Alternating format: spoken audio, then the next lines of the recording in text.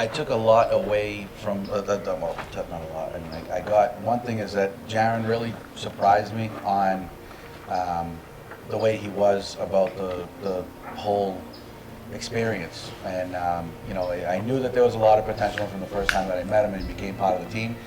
But this one really, like, set me over, and it's like, wow, like, I know that he can do a lot, and it's like I didn't really know that, like, from just on a day-to-day basis. I was kind of like really blind to it. But the trip definitely really set me to like believe in what I originally knew what he was capable of. And yes, it's been some time that, you know, we don't really have the most, like, you know, one-to-one moments or anything else, but it's like it was awesome. He did great. You know, he just surprised me by all means. And then I would say he did great as an understatement. He's going to be running did your awesome. place very soon, just so you know that. 100% will. 100% will be. And it's stuff that we're going to both bring back to the rest of our team and everybody else. And the fact that, you know, he was motivating everybody, motivating myself, and it's like I wasn't going to fail. I'd like to, especially being with him, and it's like I wasn't going to let my team fail or even fail myself. Like I wanted to, you know, make sure that we did it. And then, as Cam was saying, you know, I helped him out and whatnot, but it's also we helped each other. It's not just I helped you out. You helped me out too, because there was times when my feet were killing just as much as you were. I wasn't gonna let it get to my head. If I made conversation with you, the pain would, you know, it was a distraction. So it helped each other. It wasn't just me helping you. So it's that really, you know, it was a team effort, like you said. We probably couldn't have done it with, you know, on our own, but at the same time, I like that mentality, because it's like I would like to try it on my own if I had the opportunity or even was capable of doing it, because that's just like a mentality that I like to have, that I can get things done or do things that I push my limits to, like, uncomfortable locations.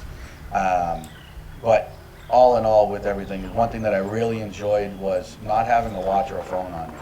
And it's like that, as I am someone who's like, you know, it's business, it's family, communication. I'm not the greatest with communication, but I will communicate to what has to get done, and like to stay in touch and just to know what's going on. And it's like not having my phone or watch on me for 24 hours was like, this feels really good. And it's like I'm not saying that I'm going to jump away and throw my phone out, but it's something that I need to work on more, because there's other parts of, you know, life and family and everything else, and just communicating with everyone with not needing a cell phone to do it. And it's like that I have to give more time to the people that are around me, and not always worry about, you know, being on my phone, and just taking place of what the values of everything is, besides like, oh, I just got to answer this text back to this guy who's a really important customer. It's not, just leave it alone. It's still going to be there right after, but just take the time and spend it with the people that you need to be with. So that's one thing that I really like need to, this helped me, but it's something that I just really need to work on for myself. Yeah, technology is a powerful tool, but it also, if wielded improperly, it steals a lot from us. It steals a lot of our ability to be present with one another. We lose a lot because of it if we get sucked into yielding it or wielding it improperly. And then another thing I want to comment, you talked about you and Jaron. You guys obviously work together, and it's amazing to be able to work with you guys specifically, because you guys are part of individual teams that when you leave here, you're still part of the same team. And also you guys, I view you guys as a team as being part of Trades Talk. So this is the most valuable opportunity. This is the most valuable rock course that we've ran for the entire year, because most individuals that do this, they go away and they're individuals again, where you guys are still a team, and you have teams within the team. And the strongest teams are forged by adversity. Okay, in this Navy SEALs, we don't call the Navy SEALs in the Navy SEALs. We call it the teams. There's no Navy SEAL that when you're active duty, you say, the Navy SEALs. No, it's the teams, right? And the reason that a SEAL team is so strong is because of the adversity that we go through together. You can't shortcut it. You can't cheat it. There is no other way. There is no secret. It's the adversity is what forges the team into an effective and unstoppable unit. And you and Jaron are going to be so much more powerful leaving here and moving forward because of the shared adversity. Absolutely.